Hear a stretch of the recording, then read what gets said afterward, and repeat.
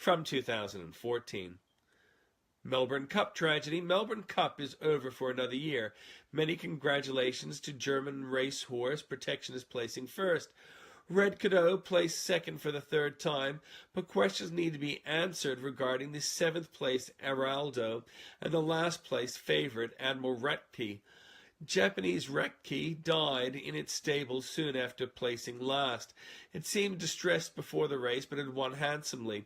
In other meets recently, Araldo was spooked by a young boy waving a flag soon after the race and broke a leg and was put down. It is not good enough if horses die in the race. Another horse broke a leg in the same race last year. There are many horse races in Australia and internationally where the horses do not die. Accidents happen, but too often, and the race appears fixed. Tom Waterhouse promised up to $25 million to any bettor who could choose the top 10 places. With the favourite not even appearing in the top 10, that bet is pretty safe. World Trade Center and U.S. midterms. World Trade Center and U.S. midterm elections happening almost simultaneously. The expectation is that Obama, whose reputation was made after he spoke against GOP policy following the war in Iraq after the World Trade Center collapsed in 9/11, is likely to lose all external authority to the presidency as Democrats lose prestige. A sensible Congress has been absent 8 years, coinciding with the Democrats controlling the houses. The New World Trade Center is elegant and beautiful, a symbol of the promise of hope for the future. The future for ALP and U.S. Democrats. ALP unreformed and without a policy or credible leader. In the U.S., Democrat fortunes have collapsed, but they have a future if the 2-year lag between U.S. and Australian politics remains as it has been since 1996, when Mr. Howard won government for the Conservatives, and 2 years later Clinton was at his lowest. Thing is, the ALP have not reformed, does not have a credible leader or policy, but is polling well thanks to institutionalized lean from mainstream media.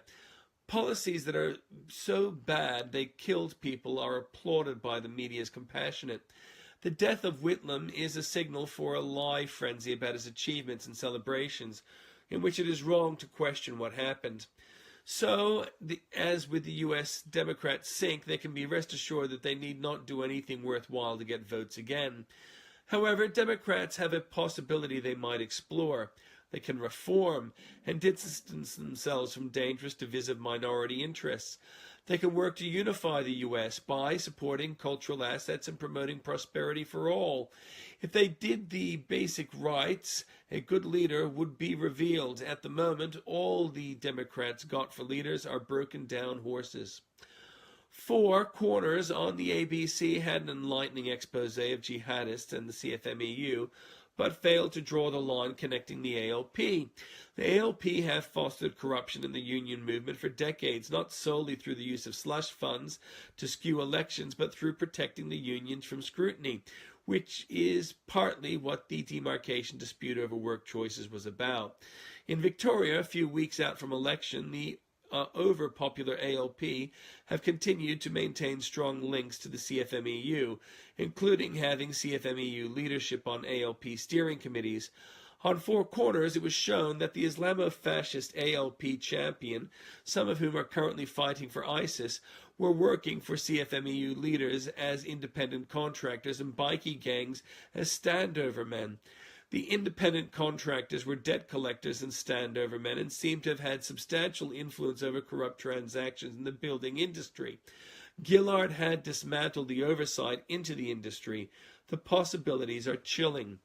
The National Rental Affordable Scheme, NRAS, was created by Rudd in 07. It was intended to help poor people with rent. Instead, it has been abused, so that Commonwealth auditors are now joining police in probing how a New South Wales-based company defrauded Victorian charities.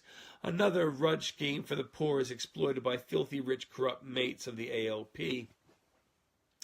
ALP are ahead in polls 54 to 46, according to Newspoll.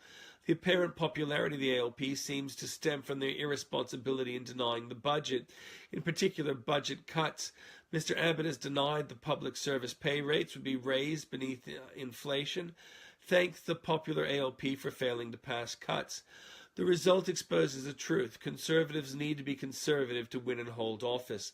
The Liberal Party has been too timid at the start of their administration in recent years. ABC and global warming roast axed by ABC after criticism from Bolt. The roast has put up abysmal comic items which weren't funny but were actionable for their crudity. Naturally, it was biased to the left. Dr. Carl boasts he is inflexible and wrong when he talks of climate change. He too has been criticized by Andrew Bolt. Skeptic bashing in the ACT as the Canberra International Film Festival will screen Merchants of Doubts and follow that with a public forum. The whole concept seemed extraordinarily unbalanced. The 7:30 report with Lee Sales and alarmist Professor Leslie Hughes are fact-checked by Bolt. ABC poll fail on alarmism on AGW as the ABC posts a simple poll and get a number greater than 90% asserting that the world won't warm as much as the ABC hysterically claim. Media Watch fail on Paris emails. Previously, Media Watch applauded the outing of private emails, which have destroyed the career of a poet, but the reflex to protect possibly corrupt ALP senator asserts itself. Mixed issues. Jihadism is growing, fueled by Islamic leadership and mainstream media encouragement of a dismal and wrong point of view of politics and religion and culture. Children are being raised in the West believing propaganda which is not challenged concerning Jews, custom, and culture. Support of ISIS is alarming because terrorists do not offer a hope or a future for their adherents. Fairfax fails to apologize for a mistake in verbaling Mr. Howard. They had claimed Mr. Howard was criticizing Mr. Abbott for his effective turn back the boats policy. In fact, Mr. Howard supports Mr. Abbott's policy and his speech. Fairfax quoted was from 18 months earlier than the report, when Mr. Abbott was not Prime Minister. Reinhardt leaves 10 board. Will Bolt report remain?